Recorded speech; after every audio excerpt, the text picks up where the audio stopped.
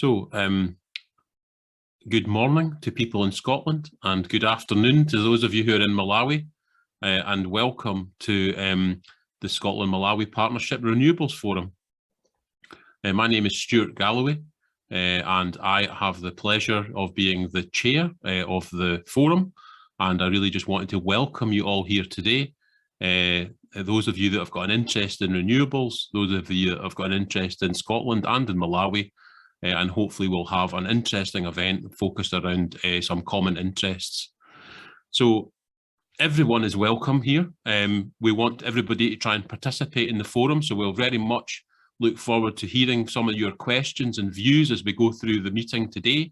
We've got a list of some very interesting speakers, which will hopefully stimulate some good thoughts for you, but we'd also very much like to hear about the work that you're trying to do and the projects that you're trying to work on, and maybe even some of the challenges you've had, particularly concerned with renewables. So we'll get a good opportunity to hear from you later on in the agenda. I think just in terms of like how we run the meeting today, the event is being recorded, so some of you maybe have already noticed that, so hopefully that is okay for you. And the intention will be that we'll put the video up on YouTube after the event. So if you're knowing that, just by your participation in the meeting, effectively, we're going to treat as consent that you're happy for that to happen. So if you're not happy for that to happen, you need to sign off the call just now. When we get a chance to use things like the chat function, I can see people are already doing it, which is excellent. You can basically introduce yourself at this stage if you wish, using the chat function in Zoom. Maybe you could include your email address there if that's easy for you, and that way other people can contact you after the meeting or things like that. So please make good use of that. The way the call's been set up, everybody's been sort of centrally muted. So when you're invited to speak, you probably have to unmute yourself, but hopefully you'll get a chance to do that as we do some questions throughout the morning. Often as well, if you sit without your camera on, that would be good because it can help your individual bandwidth. But if you're not having any troubles, then you're free to sit with your camera off. That's absolutely fine. And, I'm sure that I don't really need to say this, but we're looking for a sort of constructive participation. People are respectful of others' views and questions as they come up, but and hopefully we'll not be challenging people directly with things. But what I want to try and do is foster an environment where we want to talk and work together, centred around renewables, because that's a sort of key component for many of our projects in Scotland and in Malawi. So just as a small amount of background, we launched the SMP Renewable Energy Forum a few years ago, and its intention really was to bring SMP members from lots of institutions together. That would include my own institution of Strathclyde University.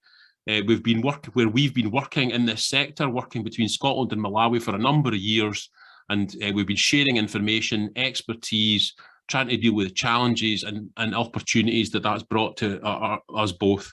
So the forum met really for the first time in March 2019, which seems an awful long time ago. That was an in-person meeting as well, if you remember those, in Edinburgh in the city chambers. And we had a special visitor at that meeting, which is William Kamkwamba, who was, maybe know, who's the boy who harnessed the wind. He's quite famous, a Malawian, and a mixture of practitioners who were involved in Scotland and Malawi. And we really had a really good sort of stimulus around getting things launched. But then COVID's came along, and that's really just paid to us sort of interacting together. So I wanted to use this meeting today as the basis for trying to relaunch the forum and trying to engage with people again in Scotland and in Malawi to work together on renewables and try and help support each other in the renewable projects. Looking at the agenda today, we've got a full agenda. There's a few changes to the order of things. So what I'm going to do to begin with is hand over to Luke Macauley, who is on the call, and he works for the Scottish Government. He's going to tell us about a new initiative that they're starting to work on around their Global Renewables Centre. So Luke, can I hand over to you just now? I hope you can, Stuart, and I hope everyone can hear me. I'm seeing thumbs up. Morning, afternoon, everyone. Zoom tends to put people from Scottish Government into a state of panic. So fingers crossed this works. I've got various screens, monitors, headphones, so fingers crossed you can hear me and see me. I possibly spoke with some of you back at the start of November during COP, and I think that ended up being on a phone that then gave up. So you know the fun that we'll have with Zoom. And when Stuart was talking about an in-meeting person, or a meeting in person, excuse me, that made me rather nostalgic for those days as well. So fingers crossed we get back to them soon. My name is Luke Macauley. I'm an international energy advisor for the Scottish Government, which essentially means I know a little bit about a lot of things. And I've been focused for longer than I'd care to have imagined, really, on COP26. So with COP26 now behind us, I would like to think that the work that we're doing, and I've got colleagues on the call, Frida Skilmar from my team is on the call as well, that we can turn in earnest to our attentions to, as Stuart alluded, the Global Renewables Centre, and pick that up properly. COP26 has been, as you could imagine, occupying, all-consuming our energy and our mind for a long time, and yes, that's done that now. I'll talk to you a little bit about the energy landscape in Scotland, because things are changing quickly. There's a few more changes afoot and on the horizon. A little bit about COP26, and then put that in context of the Global Renewables Centre. So I'm going to call that the GRC. That's what I'm talking about when I talk about it.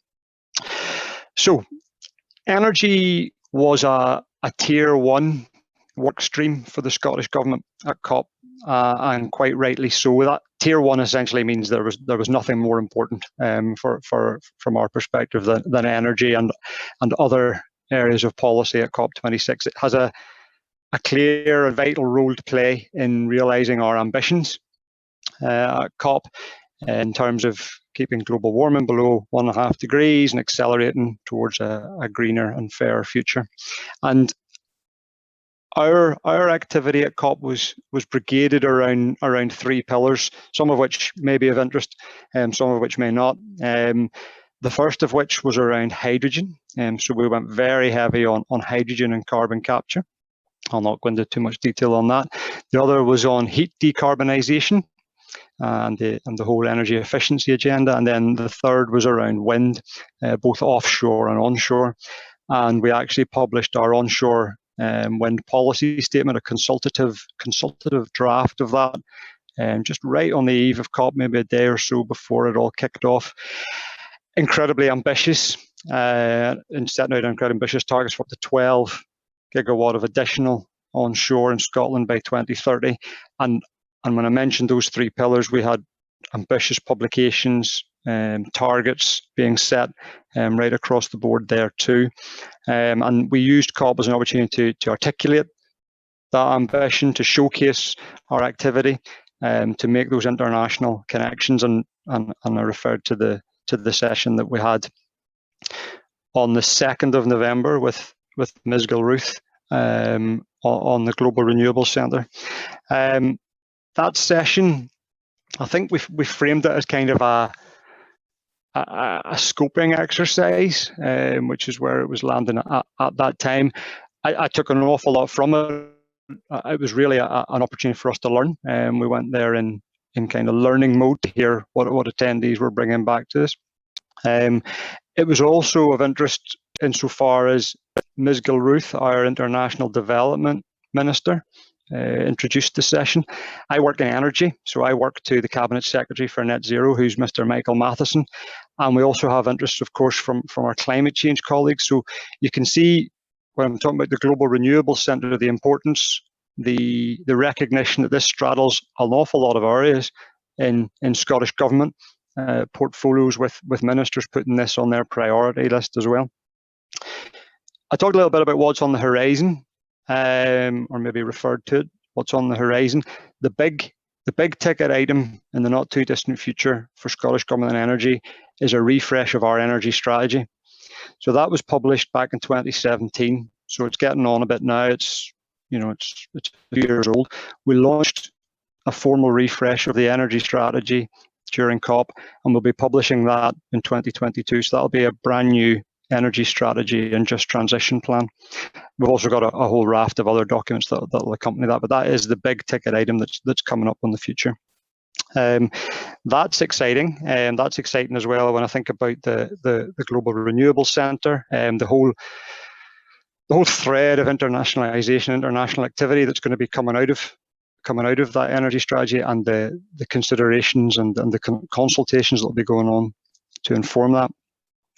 I had seen that in the initial agenda. I was maybe not the opening, so I was going to lean a little bit on what I'd heard so far, and I was going to say that I'd hoped, perhaps with the agenda to follow, that this session would kind of be a continuation of that. Stuart, as I said, Stuart and Damien are probably tired of us. We need to get this work kicked off, and I kind of saw the session on the 2nd of November as being just that, and this session being a continuation of that. And then in the new year, we pick this work up in earnest. We in Scottish Government need to put some options to our ministers, some evidence-based options to our ministers as to how we realise the commitment, and the wording of it is to establish a global renewable centre with our international development partner countries. So that's obviously Malawi, but also Rwanda and Zambia, by the summer. So by summer 2022, Scottish Government has made a commitment to do that. The kind of obvious lesson that I was hearing, and a rather, as a rather ill-informed observer to that session on the 2nd, was that it must be an entity that's done with rather than done to. There's so much learning out there, there's so much experience out there that we can't get enough of that. And you'll probably be seeing my face and seeing Frida's face at various other sessions relative to that in the new year. This is really one of our priorities from January. I don't see anything much more than that in our landscape anyway, from an energy perspective, in picking this up in the new year.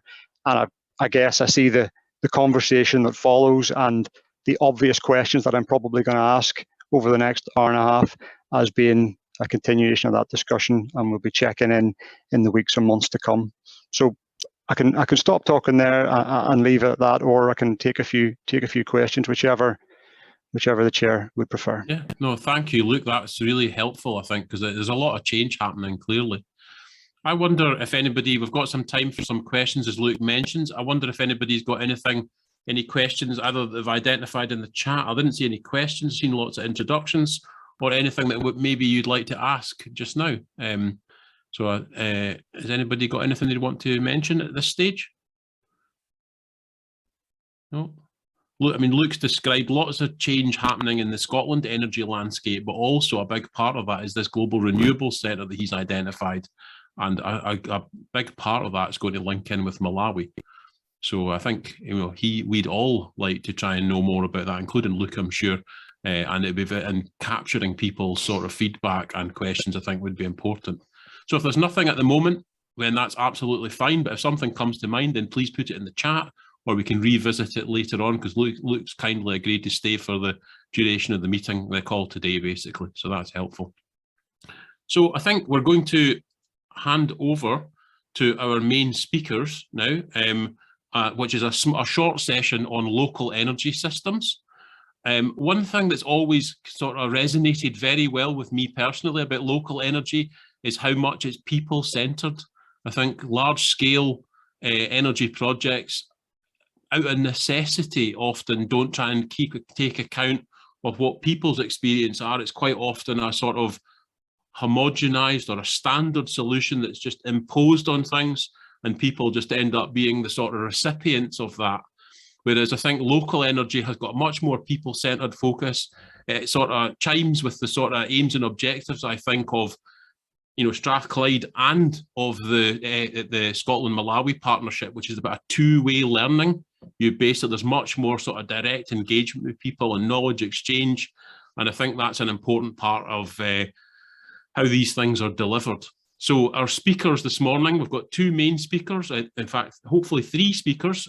This morning we are going to touch on things to do with local energy, but they're also, I think in each case, going to say something about a little bit about linking Malawi and Scotland. And hopefully you'll find this quite informative, I hope. And I'm hoping it'll also sort of stimulate some questions. So our first speaker is Edgar Bayani, and I'm just going to hand over to Edgar, I think, I think he might have a short video he wants to show us, as well as do a bit of a talk. So Edgar, if I can just hand over to you, we can use, you can maybe introduce yourself and we can get started on this next session. Oh, are you there, Edgar? Yeah, I'm here. Sorry, I was just muted. That's okay. Yeah, good morning, Scotland. Good afternoon, Malawi. Welcome to my short presentation. And since both myself, Aran, and of course later on Elizabeth will be sharing on Malawi, our things are a little bit intertwined. So I don't know, is my screen, are you able to see my screen? We can see your video at the moment, your face, Edgar. Okay, it means the sharing hasn't started. Okay. Okay, I was trying to share my screen. Yep, something's happening now. That's it. We can see your slides. Okay. You can see them now? Yep. Okay, cool. Yeah, so there are about 5 slides, and towards the very end, I'll just show a video on the learning between Malawi and Scotland. Yeah, so local energy systems is what I'm going to talk about, and briefly, our understanding as Community Energy Malawi of local energy systems is just what Professor Stuart here was saying. We believe that it's about the delivery of renewable energy options that involve local entities to benefit locals within a defined location. So if we talk of local energy system, it has to have all these characters, that it is delivering a renewable energy option, and it is involving local entities, and is benefiting the local entities as well. And I think from my experience so far, we know that the local energy systems is characterized by it being a decentralized energy system, just as you can see there, our 80 kilowatt Sitolo mini grid, or down there, there is this is the solar energy hub that we are deploying in partnership with the University of Strathclyde at United Purpose in Balaka. So a local energy system has to be decentralized. In Sitolo, we generate 80 kilowatts, and we distribute within the villages of Molosi, Ndawambe, and the Sitolo.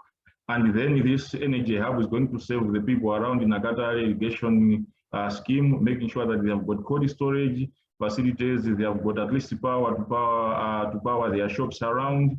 And the local energy system too has to embrace innovation. Like in this case, in Sitolo mini grid, we've got all these prepaid metering systems so that people are able to pay for the energy that they consume. A local energy system, again, for us, it means it has to be affordable and it has to reach the last mile. I think in Malawi, quite often, grass thatched houses associated with poverty.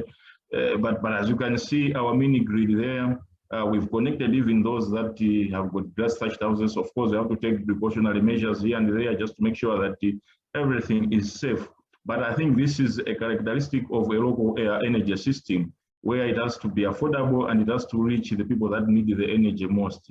And then it has to also have a sustainable business model. I think in this case, we are talking very much of having enough customers as to meet the operation costs.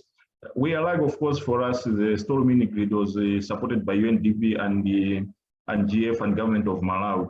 But then for us to sort of like be able to attract more customers as to be able to meet operational costs, we really had to target that at least we need to have enough customers at the word go. So as such, we had to make sure that we support the house circuits for at least 160 first customers. And with that support, we were able to connect 160 people at one go. Of course, they will be refunding with time.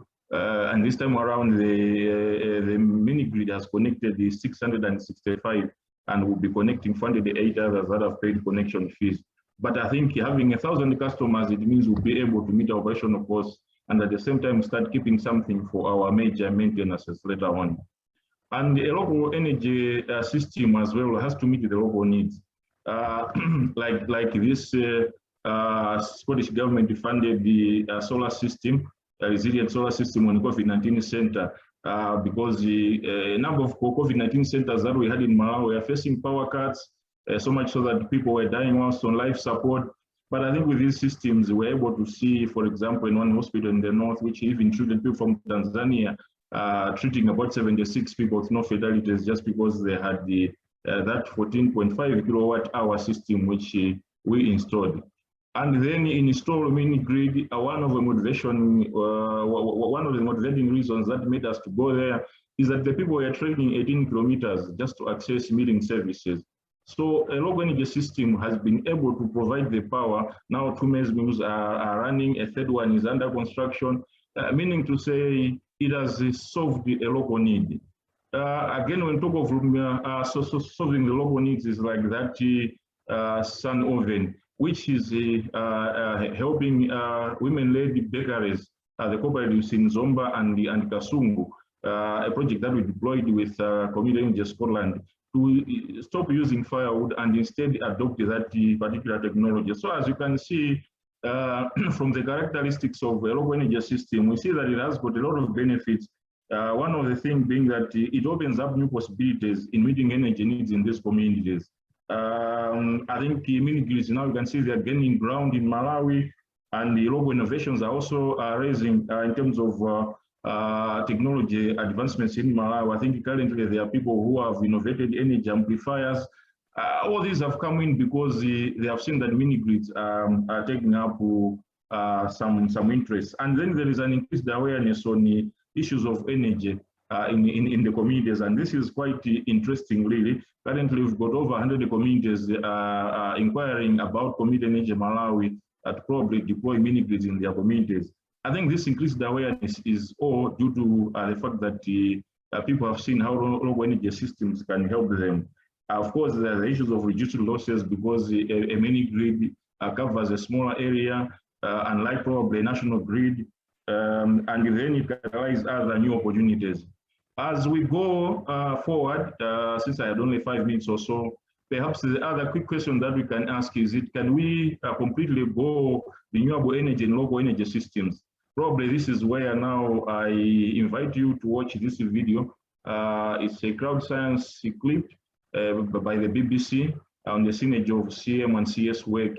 And let's see what this video is all about. I don't know, are you still able to see my screen? Yes, yes, we can, Edgar. Included in a microgrid. You might get 2, but it had never been done with 3 before.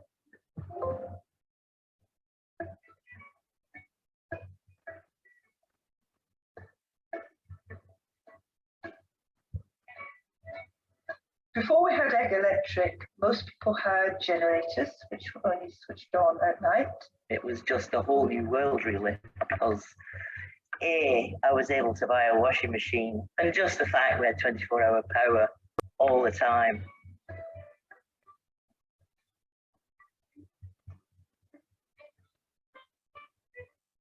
We often get between 95 and 97%. The largest is the hydro. It's up to 100 kilowatts. When we have enough water and that's running, everything runs fine.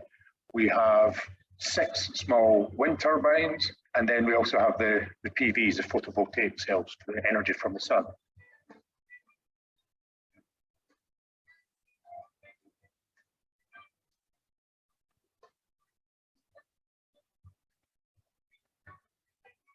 For a system like Egg Electric to work, it needs the community to support it, really.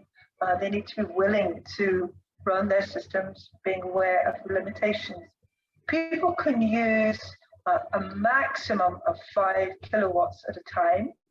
Boiling a kettle uses roughly 3 kilowatts of electricity, as does putting on a washing machine. We all have different jobs. It's very much a part-time thing. You don't have to be an engineer. You have to be enthused by it and want to learn.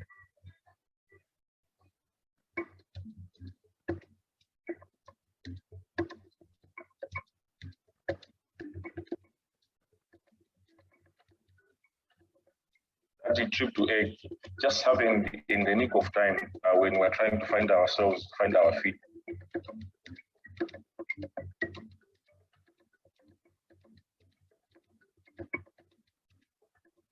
That the community engagement is quite paramount in this type of projects.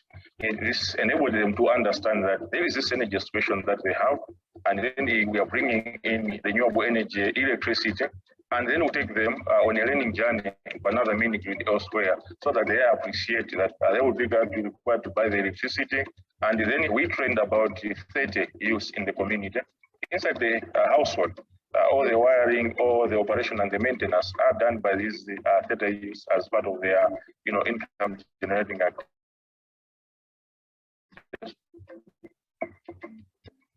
In the past, I wasn't able to work even night, but as for now, I'm working day and night. The income is increasing. And now to meals, I think this is the most important thing. Previously, I used to trek about 18 kilometers just to access milling services.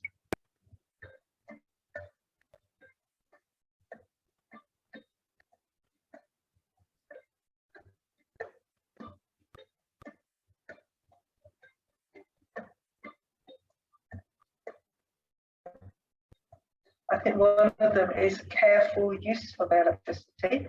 But people on Eigg would not dream of leaving anything on standby or wasting their use of electricity anyway. Yeah, I think having. Oh, Edgar, you're frozen, I think. Thank you very much.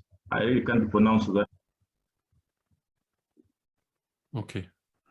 So thank you, Edgar. I think the video, we've been able to share the link for the video in the chat so people can watch it again if they wish. So I think that'll be quite helpful.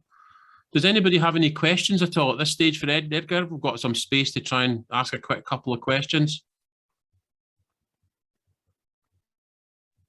What if we let Aran and Elizabeth do so that we answer it as a block?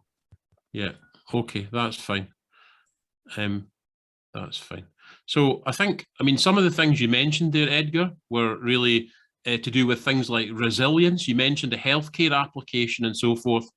I think these sort of, although people have got an interest in renewable energy projects, it's about the use, isn't it, that's coming across. So it's how you use energy and so forth. I think we're going to, I know there's a couple of hands up for questions.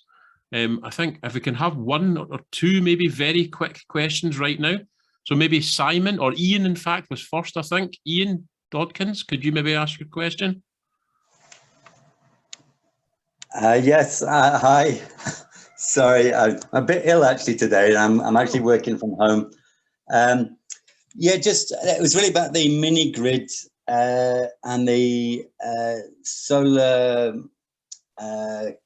cooker. One of the things I just wanted to know with the solar cooker, can they cook enzima with it? Because that seems to be one of the, it's a staple food for Malawians. And I was just wondering if people can cook with that. That would be very useful. The other thing is, how do people pay for the cost of the mini grid? Because I think it's something that really tends to exclude the use of mini grids in Malawi, is the making cost effective. That's it. Thank you.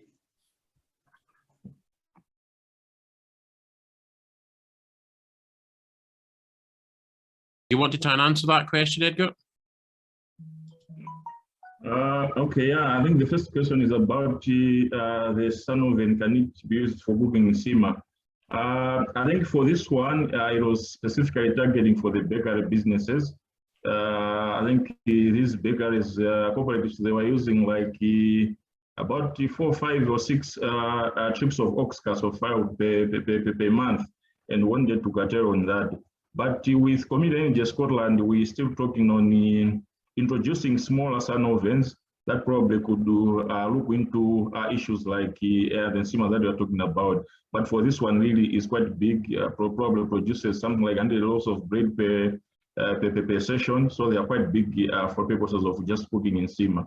In terms of paying the cost of mini grids, I don't know if I got your question correctly, but I think what we have is we've got a very good tariff system, social, domestic, and business, and our tariffs are slightly higher than the ESCOM. And for the house wiring that we supported, we are recovering it little by little as the people are purchasing the units. In terms of the capital cost, for this one, really, we had the support of UNDP, GF, and UNDP. So much so that currently, based on the lessons that we have in Sitolo, I think we are now able to sort of like start coming up with models that would probably essentially rely on commercial type of financing. I don't know if I've responded to your question. Thank you. Thank you. Yes, that's great. Thank you very much, Edgar. Thanks, Edgar. Thanks, Ian. I know there's a few other people with their hands up, but I think in the interest of just moving on a little bit in the agenda, we're going to maybe move to Aran doing his talk. So for those that have got questions, if you could either hold them over till the end of this session, like this first section, sorry, and or put them in the chat and we'll pick them up there. So Edgar, thank you very much. That was a really excellent coverage. And I think you're showing, I think for many people in Scotland, they would be surprised to see people in Eigg and how they have to be very careful with how they manage their energy. And I know there is, as you were indicating, there's some parallels between the mini-grid work in Malawi and also in Scotland. So I think that would be a real surprise to many people, I think, here. But it's a very good, another good example of where we can possibly share knowledge and share like that two-way learning, basically. So just to hand on over to our next speaker is Aran Eales, who's a researcher in energy for development at the Strathclyde. So I can see he's preparing himself at the moment. So Aran, I'm just going to hand over to you just now, and you can pick up with your slides if that's okay. Thank you. Hi everyone. Good morning Scotland, good afternoon Malawi. My name's Aran Eales. I'm from the Energy for Development group at the University of Strathclyde. So my talk follows on quite nicely from the video that Edgar posted and the ideas of shared learning in local energy systems between Scotland and Malawi, and specifically in the area of mini grids, which Edgar's touched on.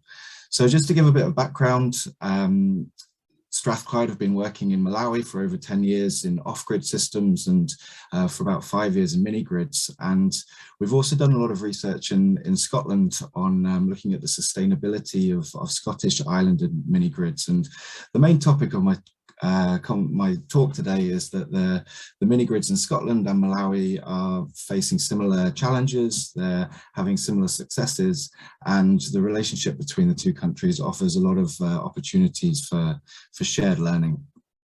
So just to quickly go over what a mini-grid is, if in case you don't know, the definition is that it's an isolated small-scale distribution network that provides power to a localized group of customers to produce electricity. Generally got small generators that can be wind or solar or hydro.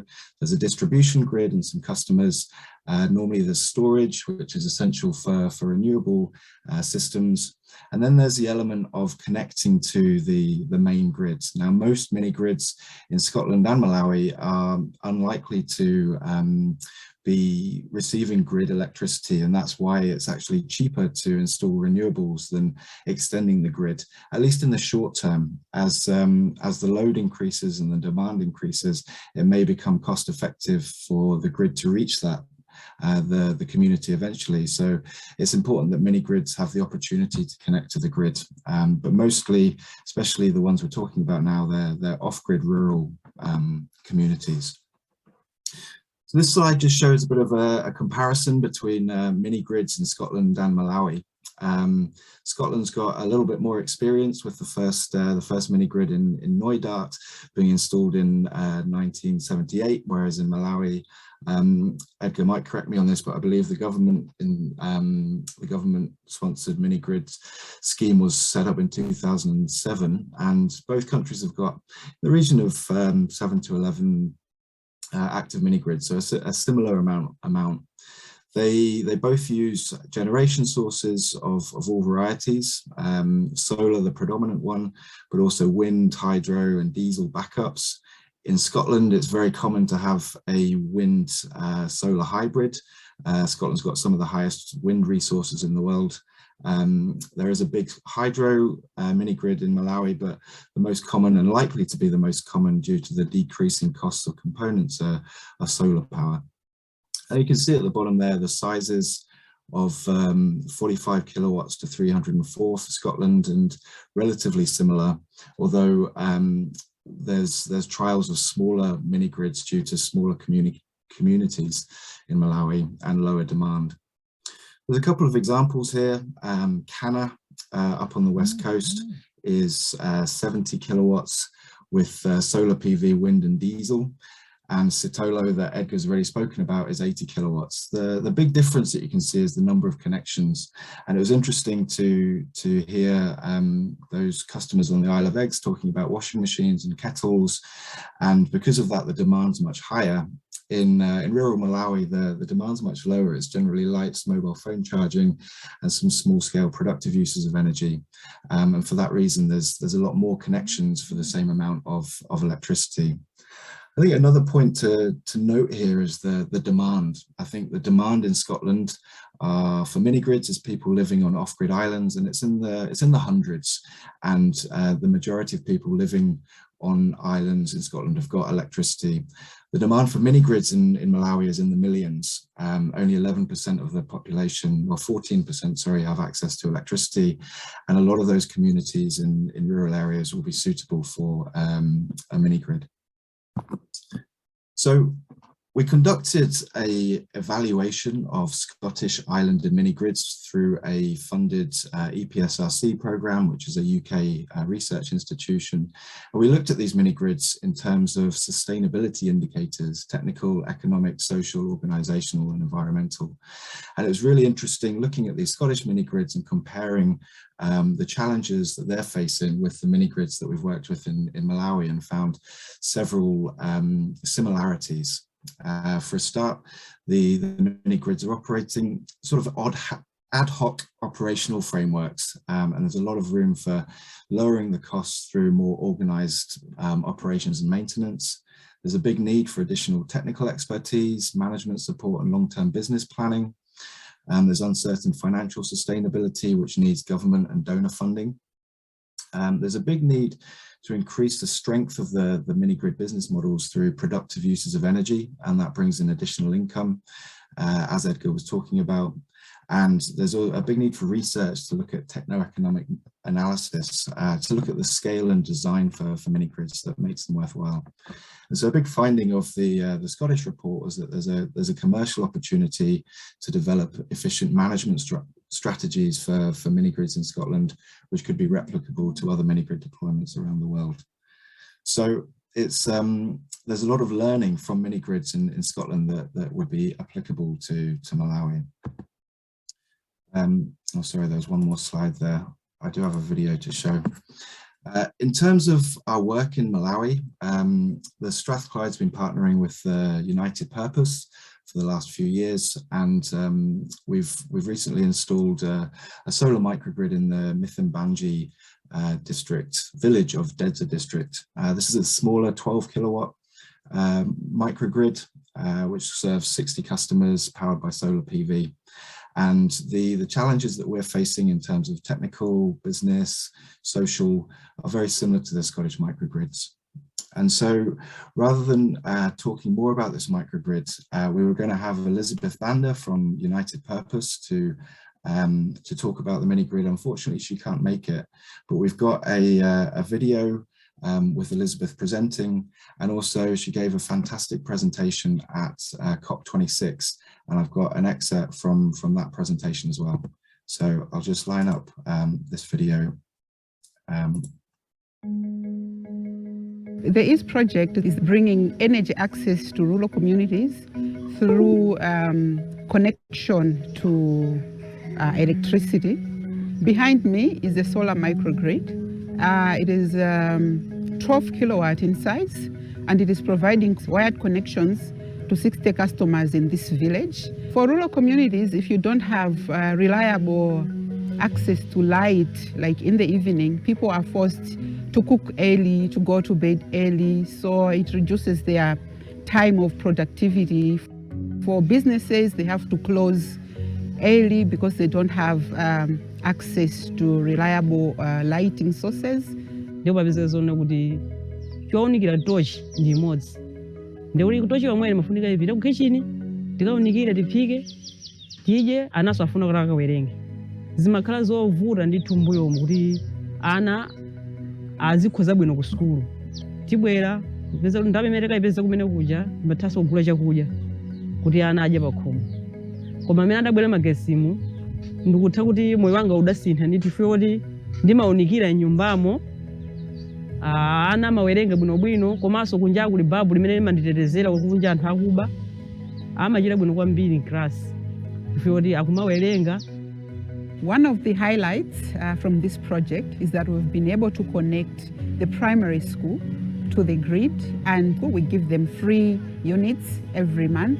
Through that, we've seen that the teachers are able to prepare their lessons at school, as well as having access to electronic teacher guidebooks. And also with the availability of electricity, a lot of children are coming for the evening classes. We have seen some differences in the performance of the learners. Last year, out of 44, 7 got selected to go to Central School. After the introduction of this electricity in 2020, out of 47 learners, 38 got selected to go to Central School. That's a very good number. For businesses, we've grocery shops, which are now able to use fridges. They are able now to sell cold drinks and increase their income. They have also been able to increase their trading hours because previously they used to close their business much early. Electricity is important because it acts as an enabler. So at village level, it improves the quality of life at domestic level. And it also brings a lot of opportunities for local income generation in the community. So that really shows some of the impacts that the microgrid's having and some of the potential that renewable energy and local energy systems have and can have in Malawi.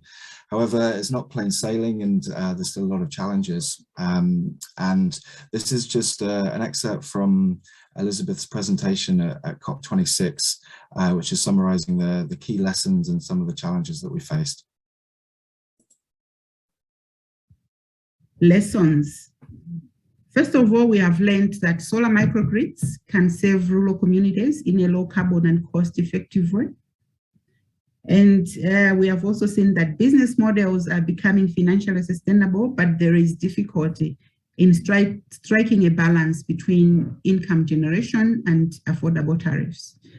We have also learned that electricity is mostly being used during the night, and we have a lot of spare capacity during the day. So we are planning to add large productive use customers during the day to increase energy utilization, boost income, and reduce the tariffs. We have also seen that the partnership between University of Strathclyde and United Purpose has been effective at implementing this microgrid, and we plan for further collaboration and scale up. That's the end of my presentation. Okay, thanks, Elizabeth, in absentia. So just to wrap up the presentation, then I think we've seen that there's a huge amount of impact that local energy systems can have both in Scotland and in Malawi, and there's some big opportunities for shared two-way learning that can help both help both countries. And there's some examples and some suggestions here. So first of all, in the technical design and operations and maintenance of mini grids, it's challenging, and any lessons that we can share would be beneficial. This concept of maybe mini grid twinning, like Edgar visited Eigg, and an option of phone a friend if you're having some technical challenges. If there's another mini grid that's had those challenges and can recommend on how to maintain the batteries or how to conduct some wiring. There's some shared research that could be done on asset management strategies. Malawi, both for CEM and UP, have currently installed one microgrid, mini-grid, and the plan is to scale up and operate and manage several of these mini-grids. What are the opportunities for business models, integrating productive uses of energy, new businesses to increase the utilization, to bring down the tariffs to make it more affordable? And also regarding the financing models, I think Scotland's had quite a strong history of community and local energy ownership models, and also innovative investment models that involve subsidies for renewable energy generation. Are there any shared learning that we can gain from that? And then the final point is regarding the grid, which I mentioned at the beginning. I think these mini grids do offer less power than the grid can offer. And if the grid does arrive, how do those mini grids interact with the grid? And this is something that Scotland does have some expertise in, with decentralized renewable energy generation. So with that, I think I'll stop and happy to take any questions. So we've got time for one question just now, maybe. Simon, I see you've got your hand up. Is that an old hand, or is that a question specifically for Aran? That is an old hand, but I can also have a question specifically for Aran. By all means, you've got the floor. Yeah, which is, so I'm sitting here in a room with the mini grid operating this computer and the lights, and just wondering the idea of twinning, which I really like, how that might be progressed, I suppose, and whether it's actually been done. It seems such a sort of easy thing to do. I just wondered if there are any examples of that happening already. So I think there's no, from my knowledge, there's no official examples of that happening. I think Edgar might be able to speak about his experiences with Community Energy Scotland, putting him in touch with Eigg and other mini grids. But if it's an idea that's worth pursuing, then that's something for this forum to be discussing. Just if I could add to that, Aran, so I'm not familiar with anybody doing it around energy between Malawi and Scotland specifically, but I know of some collaborative work that's happening within the UK. So people from Cornwall have been working with people in the Scottish borders, both in rural communities, to try and share some of their energy experiences and trying to think about how they could make their energy system more resilient, because both groups have been challenged by quite a lot of flooding, and that's led to some of their villages, in Cornwall, as well as in the Scottish borders, being sort of isolated. I think there's something to be learnt from that. It was part of the Listening Project, if you're familiar with that, on the World Service, perhaps. So that's where that, I think, comes around. So there may well be some good opportunities to try and do things like that, because I think that two-way learning, I think, is important, and trying and reinforce the sort of experiences and the sharing of knowledge and ideas is very much a two-way process. I think that's what Aran was kind of telling us from his presentation, really. It's not just a one-way street, basically. So I think we're going to move on, just in the interest of time, to our final speaker in this session, who is David Samikwa, who is our climate youth leader in Malawi. So David, I don't know if you're able to hand over to your, if you've got any slides you're going to talk to, or you're just going to speak for a few moments. Yeah, I'll just speak, I think, for a few more minutes. Okay, David. I didn't prepare any slides. Yes, I'm David Samikwa, as he's put it, a young climate change leader from Malawi. It's very interesting to see that as a country, we're trying to push and see that people are connected to the main grids and all that. So as young leaders in Malawi, we're over 50 now under Malawi-Scotland partnership, where we're doing a number of activities looking at the energy crisis in the country. Malawi, which has a population of over 18 million, less than 15%, which is around 14-point-something%, is connected to the nation grid. And these are the people that are able or are using hydropower electricity in the other sources. So it's a very big challenge, because this is contributing to to deforestation in Malawi. We have Balaka, we have Zomba, Mwanza, and Meno. These are the districts that are producing a lot of charcoal and is transported to Blantyre, because people in Blantyre, the city, rely on charcoal as the main source of energy. So as young people, we're trying our best to make sure that the people in the rural area. Oh, David, I think you're Stop this. We can save Can you hear me? Yeah, we can. Your audio is breaking up a little bit. All right. So I was saying that we have a few districts in the southern part of Malawi which are producing a lot of charcoal, and it goes into Blantyre, the city itself. This is affecting, I think, most of the trees out of the districts. We've seen floods and a number of issues. That shows that climate change is real and something is happening. Now, as young people, we are trying to address the energy crisis in the few districts that we're working in. One of the things that we're doing is we have innovated the new system of biogas. We want to be producing biogas, which people can be using for cooking as another alternative source of energy. At the same time, we were training young leaders through our youth clubs in briquettes making as another way of energy source, at the same time as an income generating activity. But also we're trying to link up with other partners so that people can be accessing solar products. People should start using solar panels for cooking and other things. I'm very pleased, I'm very happy to see that our friends, I've seen Edgar and the team, that they're also doing the same. I think this is also an opportunity where we can share, we can link up and make sure that some of these districts or some of these areas that are burdened by the issues that I've just raised can access clean energy. But then as young people, we're facing also a number of challenges to reach out to the people. The first and the most biggest one is we're talking about funding, because we need to reach out to the communities. If you go along M1 Road, you see trucks full of a full load of charcoal going to Blantyre daily. It means tons and tons of charcoal is going into town, trees are being cut.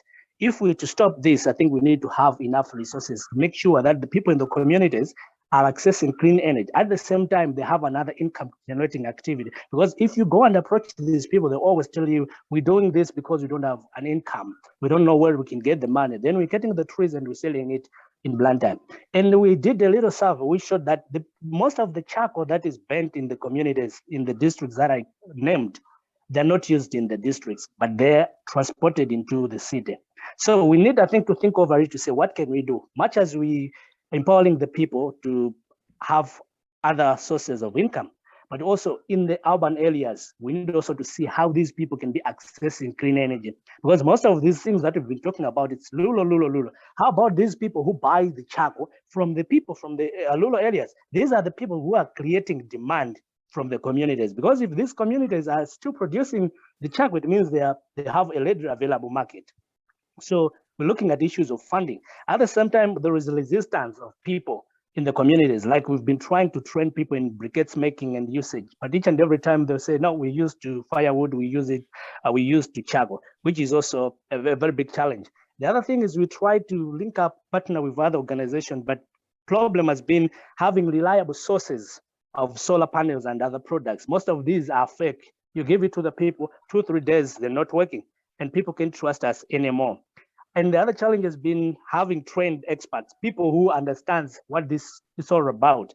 So as young people, we're trying to make sure that people have got alternative source of energy, but we are not covering the distance that we're supposed to. We need to do more to make sure that people have changed. There is need for mindset change. At the same time, people have to adopt and start using briquettes. We're talking of biogas and even the solar power. And at the end of the day, I think we'll save more of our trees and see that the energy crisis that we've been talking about in Malawi and even many countries can go, I think, in the next few years. David, thank you very much. That was a great sort of personal testimony, really, there based on your experience and observations. So I think that some of that resonates very well with us, and you're making some really good points, I would say. So thank you. I want to now just open up the remainder of this wee section in the agenda to questions. So I know we had some people with their hands up earlier on, and I think there's some questions in the chat. So if you've got any questions for Luke on the Global Renewables Centre, things that you would like to see, how could it, help you perhaps in Malawi?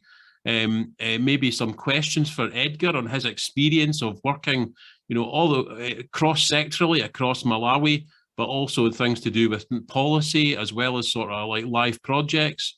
We've heard from Aran and the sort of the experience he's had on looking at some off-grid networks on the Scottish Islands and what's called the Small Isles, as we refer to it in Scotland, but also how that links quite well with Malawi. And then we just had some great sort of testimony there from David about how people are there's barriers to people adopting sort of certain new changes and how they might have to use energy, for example, as well as some of the climate impacts. So, I mean, is there anybody that's got a question they would want to just say here before we go to the chat?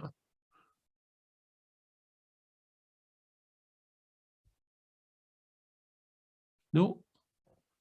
Damien, is there any questions in the chat that we should maybe just pick up on? Yeah, sure. I've captured a few. I'll just post them into the chat for everybody, and then I could read through them. Please do, and I see we've got a few hands up as well. I think the kind of topics are sustainability and replicability. Easy for me to say. So for the mini grids that have been presented by CEM and United Purpose, then any more comments on how sustainable are they in terms of the business model, I think, at the moment. We've seen that Scottish mini grids and also in common with many other forms of renewable energy access around the world quite often rely on subsidy. So perhaps some comments on the role of subsidy around that topic of sustainability and replication. There's a sort of related question on what are the biggest barriers to expansion of mini-grid scale. So if it's 60 customers, then beyond that, what's the barriers to expanding? Any further comments on how the twinning idea might be operationalised? Any comments following up the sort of the challenge that was placed there to think about cooking in cities and the charcoal use issue that's a huge challenge when it comes to renewables and clean energy and deforestation. And then there was a question about some mobilising the necessary resources. So I think that maybe comes back into a little bit about the financial aspects of investing into renewable energy infrastructure and perhaps again the role of subsidy within that. So I don't know, speakers, do you want to take it in turn to address some or all of those comments maybe? Okay, why don't you go first?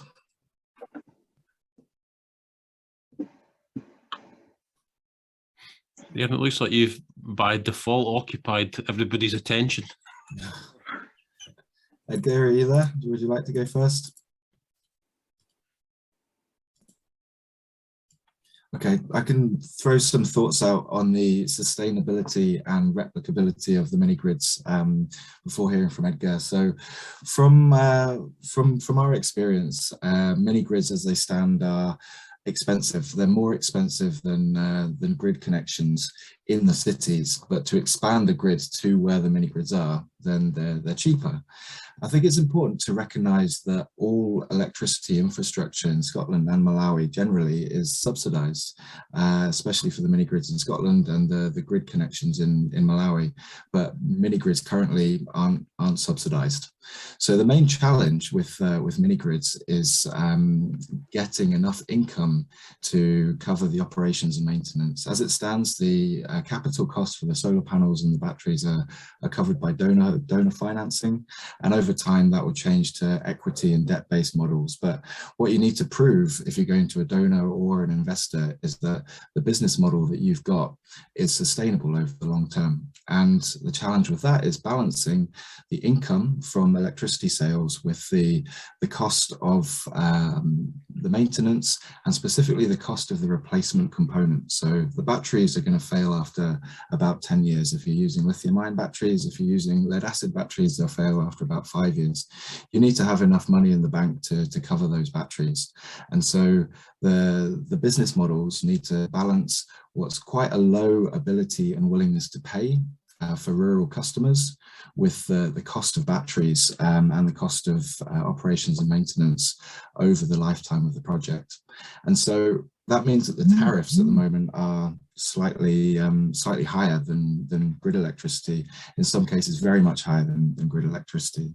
So there's two ways to address this. The first is to increase the utilization rate of the mini grids, and this is by using daytime electricity through productive uses of energy. So in the UP, the United Purpose mini grids, we're looking at rice milling, vegetable oil processing, peanut butter making, agricultural value chain, productive uses of energy to utilize electricity and foster economic development in local areas. The other way, which is a bit further off in Malawi, is to introduce a subsidy. There's going to be a gap between what people can pay and what's needed, and ideally that should be coming from the government or from another donor. And part of the research that we're doing is to quantify that subsidy so that that can be covered over time. As these issues get resolved, the sustainability of a microgrid or mini grid business model becomes more apparent, and then the investment will flow for mini grids to scale up. But that's the stage where Malawi is at the moment, at the early beginning stages of what could be a huge mini grids market. Thank you, Aaron. That was pretty comprehensive. Did any of our other speakers want to tackle any of these questions that have been mentioned? There's stuff on barriers, comments about the twinning idea, how that could possibly work. Things to do with cooking in cities, which I think is something we've also explored a bit. David or Edgar or Luke, any of you want to mention anything to do with any of those? Just a comment on the twinning idea, Stuart, and I don't have an answer to the question, but these are the kinds of ideas that we would want to be considering as part of the GRC. Yeah. And certainly there's no monopoly on those good ideas. I don't know how they'd be operationalised, but going by Aran's presentation and the similarities between both Malawi and Scotland, I would see that kind of experiential learning as being something that we could flush out through the GRC. And I'm sure there'll be other very good ideas that we'd want to put into the mix as well, not just this. Sure. Edgar, maybe we've lost you at the moment. Aaron, do you want to, or David for that matter, do you want to comment on any of the remaining questions at all? Do you want to mention about the cooking work that we've done or you've been involved with, for example? Yeah, I can do, but I think Edgar's... good. Yeah. Or David. Yes, I think I wanted to contribute something around the cities. Yeah, it's a really good, important that it's looking at the cost of connection to make sure that the main grids supplying power in the cities. I think we need also to think around that to see how we can come up with solutions, because you can't just be saying it's impossible, it's very hard or that, but we need to find solutions. I gave an example of how many trucks load charcoal per day into the cities. If we to sit and watch and expect that things will change overnight, I think it's something that cannot happen. So we need still to find solutions to the problems that we have. We're looking at the demand for charcoal. We're going towards the rainy season in Malawi. I don't know how Scotland is like. It's when most of the people need more energy because they need heat. It means more trees will be cut down to be supplied into the cities. And I think there should be a negotiating team, liaise with ESCOM, electricity supply of Malawi, or any other companies that are in the country to ensure that these people in the cities have a reliable source of energy, whether the hydropower or another alternative source, because these are the people that are creating the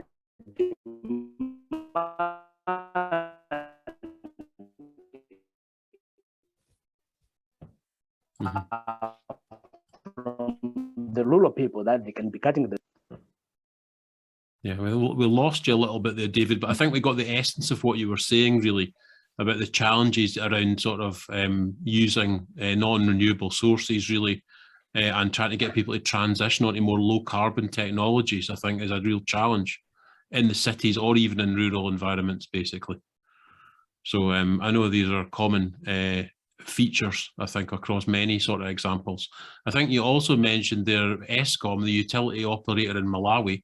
Although we've talked a lot about mini grids today in Scotland and in Malawi, there is larger scale provision of energy at a larger scale, which might involve large scale renewable investments. These are also things that we want to try and consider through this group. And it's something we're trying to pick up over the next 2 years. I'll mention a little bit more about this in my closing remarks about we've got a plan for how some of these things, areas that we want to try and focus on. And so a large scale energy provision is something that's on that agenda.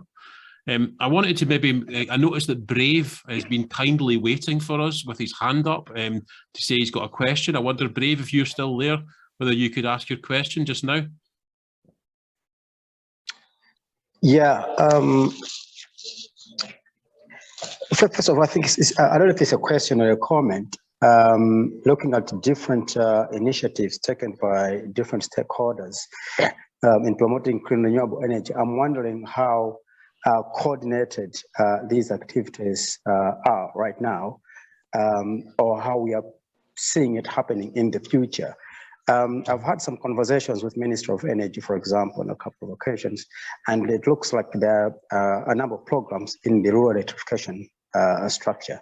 One of it is Ndawala, which is really targeting low-income households with distributed solar products, and also it's being tied to mini grid, so grid extension in rural areas, which I think mini grid also fits in there. I'm looking at one community where we might have a grid extended through the Malawi electrification program, and then we have got the mini grid, and then we've got the Ndawala, or like distributed solar program, all running within the same area. At some point, things will crash out. People, of course, will go for the lowest cost option available. It means other investments might kind of like crash out.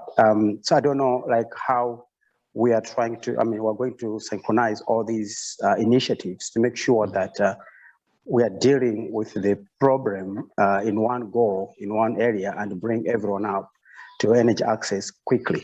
I think there's that gap there. Just an example, next Friday this week, I am meeting our colleagues in the ministry. We're piloting one of our programs, service-based model, using solar home systems to reach low-income households. So it's kind of a same setup like Eskom, but at a cheap option. And then I've also learned that the Malawi government, through our project, have a similar concept, but maybe it's still in the early stages. So now we're meeting to discuss on how these two could marry each other. Either they just borrow what we're doing, or we learn on what they want to do, and we test it in a more of a commercial setup and see what could be the business model behind it to scale and sustain it. So those are the discussions that I'll be having with them. And I think having similar discussions here, it will be very, very useful as well. Okay, thank you for that suggestion, Brave. That's really good. And I'm pleased to hear there's a willingness to try and embrace new ideas and new technologies within sort of the energy, government energy departments. That's really helpful to hear. There's one question which I think Aran might be reasonably well placed to ask, although he might not thank me for that. There was a question from Aran about the economic viability of biogas. Do you have any comments on that? I know you know a bit about biogas.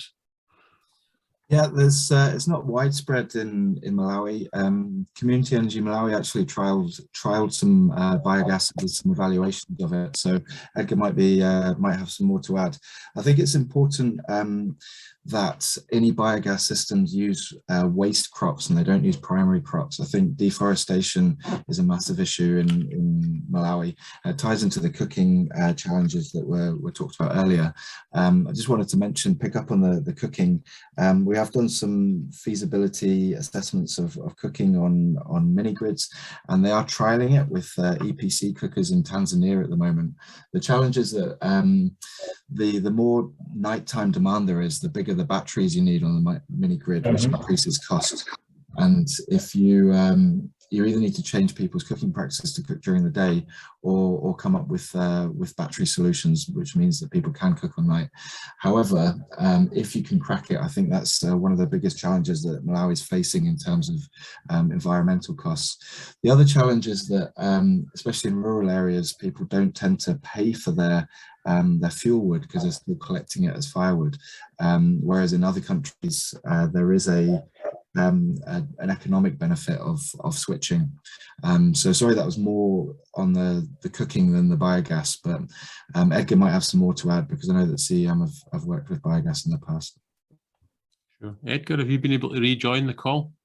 Yeah, I think I've been listening, and quite a number of issues have come up. On the biogas one, I think it's something that is still ongoing. Other than the economic factors, there are also cultural and socioeconomic factors as well. I think we still need a bit of awareness raising that what they're using is gas and not necessarily the raw material that probably is there. I think currently, as Community Energy Malawi, we've partnered with the bioenergy systems, and I think these guys have come up, they have innovated a biogas cook stove and systems that would essentially make it cheaper, including gas bags that be readily available to communities cheaply. I think in doing that thing, they were trying to make sure that people move away from charcoal by at least costing a bag of biogas almost equivalent to what they are spending currently on charcoal. It's something that we're still working on, but the intention is to pilot in at least some of these high-density areas of Lilongwe and Blantyre, and I think that might address the concerns that David Samikwa raised earlier on.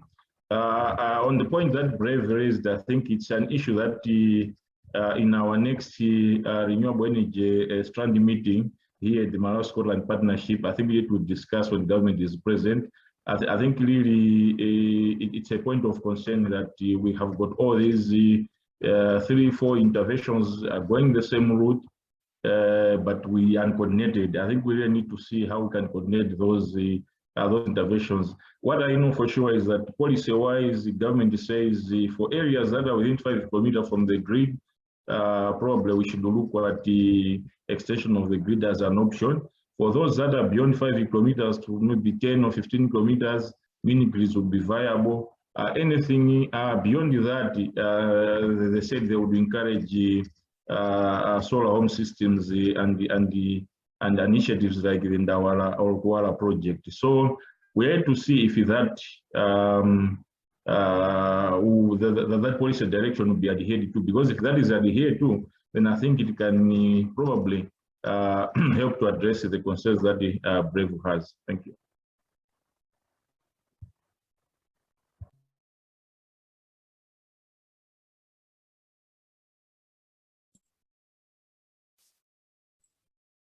Thanks very much. I see that Professor Stuart Galloway has had to step out for 2 minutes. So I wonder if anybody else has any other questions that they'd like to put. There's one from Douglas. Doug Bertram, I wonder if you'd like to come in with your question. Thank you. Yeah, it was really a very simple question. Just, there'd been a lot of talk of storage focused on battery-based solutions there. And I was wondering if some of the alternative solutions that are available for energy storage had been investigated in concert with the systems proposed. Aran's already helpfully come back and given us a bit of detail there in terms of some of the lithium-ion batteries, lead acid, etc. options, and some of the other alternatives there. From my own area of interest, I work in hydropower and hydro storage at varying scales. Is of interest to us using either we've been investigating ram pump technology. So that's where you have the option to store water off grid using a ram pump to move some of the water from a stream up to a storage location of varying size that might give anything from a few minutes of energy provision up to hours, depending on the scale of need. And it's something that I think there might be scope here, just in terms of a little bit of grid balancing or a little bit of extra load when it's needed around some of these alternative storage technologies as well.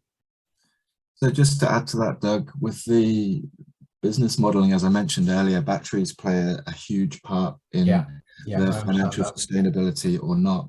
The other challenge is you're putting these batteries out in very hot conditions, and generally lead acid and lithium ion don't perform so well.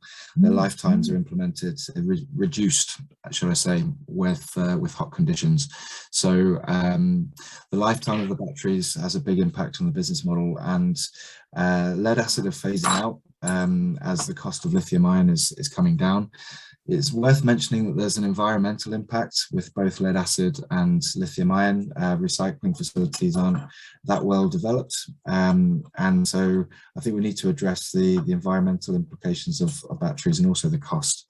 And we've started to look at flow batteries as a Scottish company that's looking at piloting an innovative flow battery. And they're hoping to hit some of those challenges with reduced cost and increased recyclability, but it's a huge area for research and could be a game changer for mini grids going forward. Thank you, Doug and Aran and Edgar. Simon, you've got your hand up. Is that still on? Is that a new question or a legacy question? It's a new question. If it's a new question, if I may, that's great. Thank you very much. Possibly one for Edgar. I was wondering whether you'd looked at all at comparing the kind of the mini grid that you've got for 60 houses with the option of having single houses with kind of like one panel and a very small battery and a few lights and charging, compared to doing it on that slightly bigger scale of a mini grid where you're looking at 60 houses, and whether there's any the sort of how that works out, which obviously you're very limited with a single household, difficult for maintenance and so on. But I just wondered if you've got an experience of that. And then a second question, if I may, about heat storage. So heat storage is relatively easy compared to electrical storage. And I wondered if anybody's looking at that, especially in terms of cooking with heat stores. So they're my two questions. Thanks. Edgar, do you have any comments, or anybody else for that matter, on either of those two? Yeah, I think the first question, if I got it right, was to do with comparing between a mini grid and probably a standalone home system, right? Yeah, so I think as Community Energy Malawi, the good thing is with our work with Community Energy Scotland and the University of Strathclyde, and indeed the other players, what we've noted in Malawi is that when Brave and colleagues come in with the solar home systems, the next thing that you see is that people have tested, clean energy, and they start admiring getting bigger things. For example, we had some systems that we installed with the UOS and the Community Energy Scotland in schools. What we ended up was experiencing a lot of system overloads as teachers started buying more electrical equipment, thinking that now they have got electricity. So this is the thing that prompted us to also start thinking about mini grids. So in short, what I have to say is for those households that really they are low income earners in the last mile, yeah, the standalone home systems, as you're suggesting, they're the best fit. But as people progress, it will be better to start thinking of mini grids, because at the end of the day, demand for better things start increasing as better things start coming. I think on the other question of storage, I think honestly we haven't explored much on that one, and I think I would be very much interested to talk to you. I think on the sidelines to see how best we can explore on that. I think we are very open to explore all these other options. Like I think Aran has already alluded to earlier on. I think in Malawi, we really need to see how best we can make sure that the renewables are promoted at a higher scale. And if there are other systems that could be adopted, like what you're suggesting on the storage, I think it is something that is worth trying and exploring on. I hope Aran and Demian are picking on this so that we can at least try to do it later on and see if the Global Renewables Center can be more than willing to support us in that case. Thank you. That sounds good. So, I mean, just the solar home system stuff, Simon, it's also the scalability of it. So it gets rated for certain types of load, as you were indicating, but then people want to do more with it, and you end up struggling to try and deliver on that, really. So it's providing, you'd want to then work out how to provide an interconnected system that could leverage the solar home systems spare capacity if it existed. Maybe we could have a more detailed conversation about that separately. We've got there's other work that I'm aware of that might be of interest to you in that respect. I just want to say to people, in the interest of time, we need to move on a little bit. I know there's been some really good questions here for our speakers. But I mean, one of the objectives for the forum that we want to do, that we want going forward, is we want to understand really how renewables, or energy in particular, but renewables in particular, what can support your projects, either your project activities in Malawi or some sort of kind of link between Scotland and Malawi. We want to try and understand, if the projects that you might be trying to do might involve renewables, but they might not have renewables at the front of their thinking. So, for example, maybe you've got a project to do with education or in schools, or it's a faith-related project, or it's agriculture, gender, WASH, whatever it might be, in some ways, but it might have an energy component to it. So we want you to see this forum as a mechanism for trying to link in and get good advice, help with your contacts, get technical advice, try and work out how to collaborate together, try and identify if we can sort of like nearby or adjacent projects where we could share learning in country. These are some of the aspirations that we have. So we would very, very much like to hear from you. Either or, whether you're really leading at the front of energy, that's the key thing that you're doing, or even if you're working in some of these other areas, or of other people and other projects who you think could benefit from our collective expertise and learning. Really, that's what we're trying to unearth through the the Scotland Malawi partnership and the Malawi Scotland partnership energy forums. Basically, we want to try and get to that. So we would very much like to hear from you. Really, we're interested in trying to help them with their sustainability. We're interested in helping them with decarbonisation targets, whatever it might be. If you think we can help, we would be very interested in trying to bring that together. And that kind of leads me on to some of the things that we want to try and do with the forum over the next wee while. I mean, we had, as I mentioned right at the start, we've already had a couple of meetings, but then the pandemic got in the way, and that's just sort of derailed things a little bit.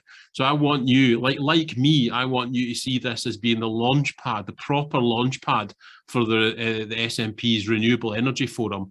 And with you, I want to try and make that useful for all of us, basically. That's my ambition. So one of the things that we're going to undertake is a sort of mapping exercise where we try and share so that we can identify what renewable projects are already out there that are already in contact with the Scotland Malawi partnership and the Malawi Scotland partnership, so that we can get that sort of landscaping and visibility to try and help sort of two-way learning and collaboration.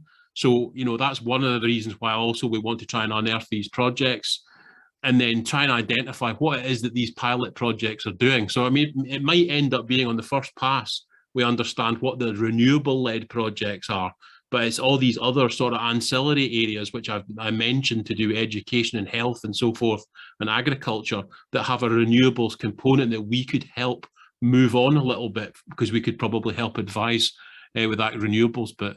So that's sort of one activity we want to try and do.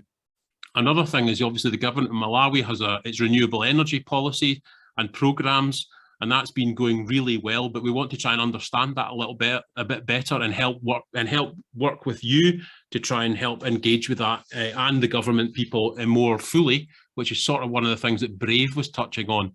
Aran mentioned earlier on that many of the Scottish Scotland is very known for its known internationally for its capabilities and knowledge and expertise in renewable energy systems.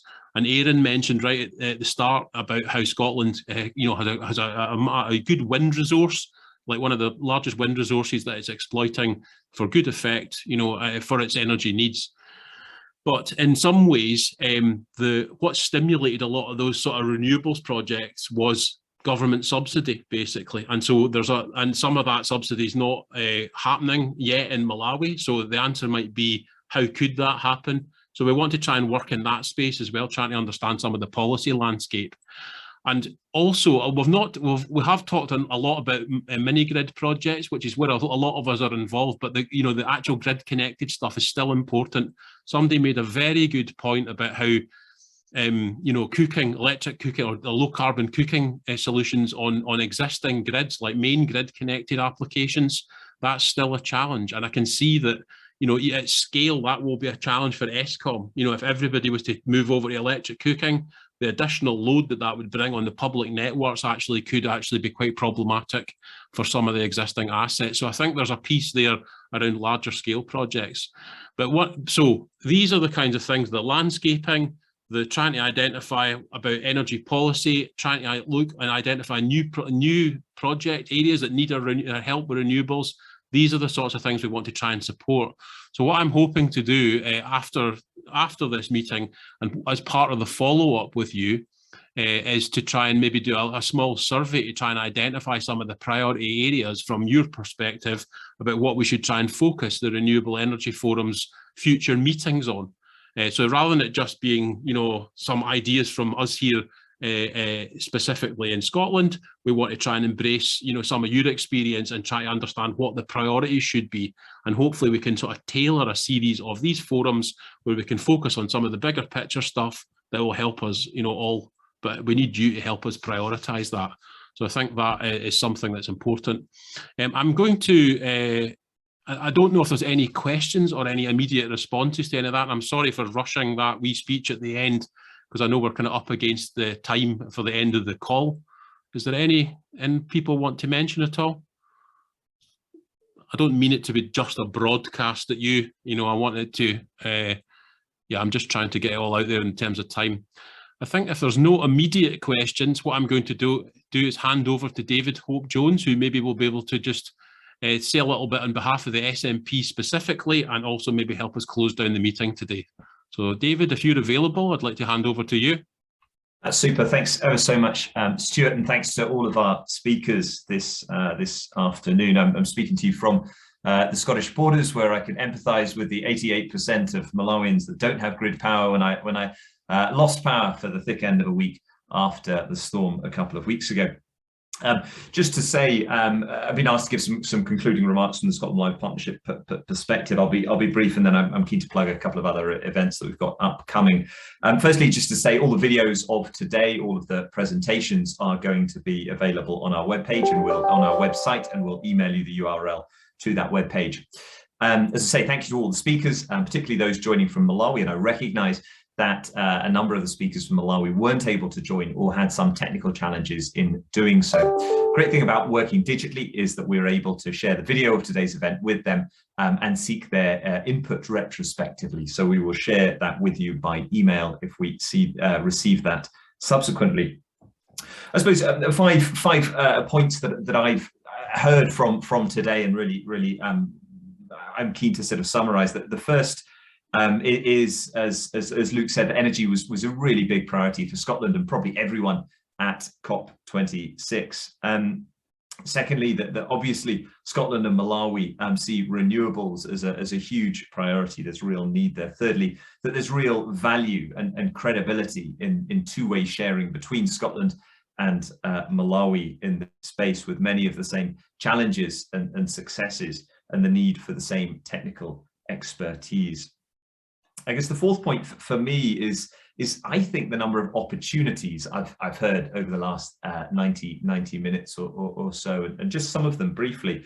There's the Global Renewables Centre, for which there is strong political commitment in Scotland. But if I'm right in understanding from what Luke said at the beginning of the call, that there's real opportunity to feed into what that looks like and what it does. Secondly, there's I think a real opportunity around the refreshed and internationalized Scottish Government energy strategy. Thirdly, there is a political commitment to significantly increase Scotland's Climate Justice Fund. I was speaking to Minister Gilruth about this yesterday, and I think there's a real opportunity for Scottish civic society to feed into thinking about what that could look to achieve. And then also from COP26, I think there's a real really boosted relationships, interpersonal relationships at a senior level. We almost exactly a month ago had the president of Malawi showing him 26 different climate change related projects between Scotland and Malawi in Edinburgh, and he remains very committed to this. So before this meeting, I've been speaking to Honourable Nancy Tembo the relevant minister in Malawi, who wasn't able to join us today, but is very keen to be involved. So there's relationships there as well. And I suppose I would also say there's I think a real opportunity to build on COP 2026.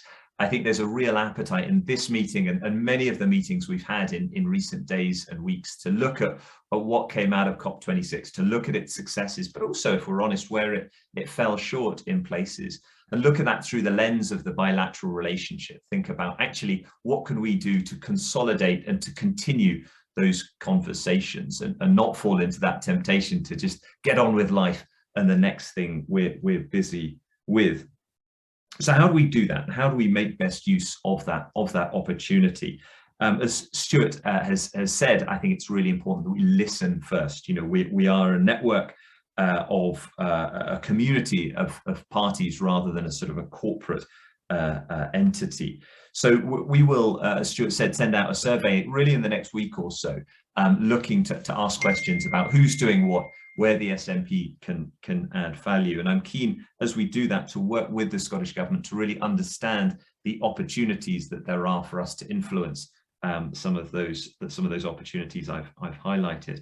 And for the partnership to collate and to support collaboration in this space, and then to represent those ideas to the Scottish Government, to the Malawi Government, and to business as well. I think there's real opportunity for us as a community to come up with a really inspiring and galvanizing vision of what can happen post COP26 in this space through the bilateral relationship involving renewable energy. And I think it's important that at this stage we're giving quite tangible, achievable, practical recommendations, because I think the political appetite is there, and I think there's a real opportunity for us to say, and this is how you can do it.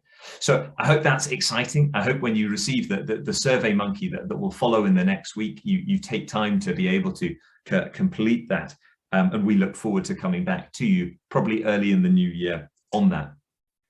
That's everything that I want to say as far as my sort of concluding remarks. I did just very briefly, I've been asked to quickly plug other upcoming events very briefly. On our website, you can see, if you click events, upcoming events, you can see our excellent Malawi governance webinar. And you can see the next event is next week, the 15th of December, and another one in January as well, with a moderator of the Church of Scotland. We've got a great event on the 13th of January looking at decolonisation, another on the 9th of February on equity, diversity and inclusivity. Particularly for these two, we really want to listen to voices about what we include in these events. So if that's of interest, please get in contact with myself or colleagues to feed in your views. I think the very last thing I've been asked to say is just that a poll is going to appear on your screen. 2 quick questions. It means an awful lot to us if you can fill this in, because it helps us ensure that we've got the data to report back to our funders, but also to improve what we're doing. I think that's everything from me. Stuart, back to you. Thank you, David. You've ably covered everything really I wanted to say, but just to join you in thanking everybody for attending today. It's really been excellent to have your input, and we very much want to engage with you going forward. I noticed that the contact email has been posted in the chat for how you communicate with the Scotland Malawi partnership. So that would be one mechanism for getting in touch with us, and we will certainly be in touch with you about looking to sort of participate in future meetings and hopefully projects, and helping each other with sharing our learning and experience. Thank you very much, and have a good day, and we will speak to you soon. Have a good Christmas as well when it comes.